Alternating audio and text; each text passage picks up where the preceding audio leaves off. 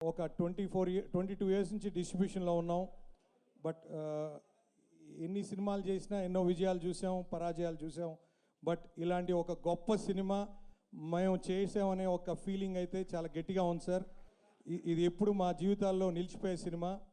తప్పకుండా ఒకప్పుడు చిరంజీవి గారు రుద్రవీణ అనేది ఎప్పటికీ గుర్తుండిపోద్ది.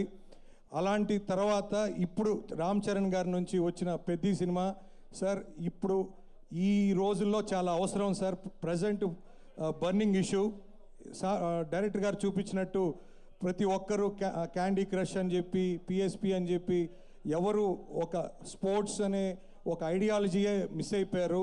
స్పోర్ట్స్ అనేది ఎంత అవసరం అనేది ఈ సినిమా ప్రతి ఒక్కరిని గుండె తడుతుంది.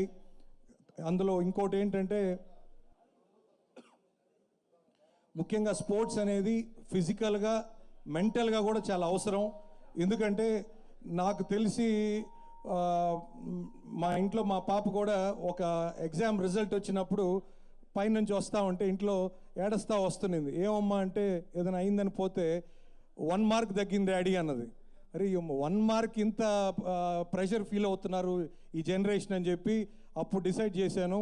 నా డాటర్ని సన్ని ఇద్దరిని కూడా స్పోర్ట్స్లో జాయిన్ చేశాను. They are doing very good. So ముఖ్యంగా నా కూతురు టెన్నిస్ కానీ, నా కొడుకు క్రికెట్ కానీ, బికాజ్ ఒక గేమ్ అనేది విన్నింగ్ లూజింగ్ అనేది ఇట్ ఈస్ వెరీ అంటే ఇది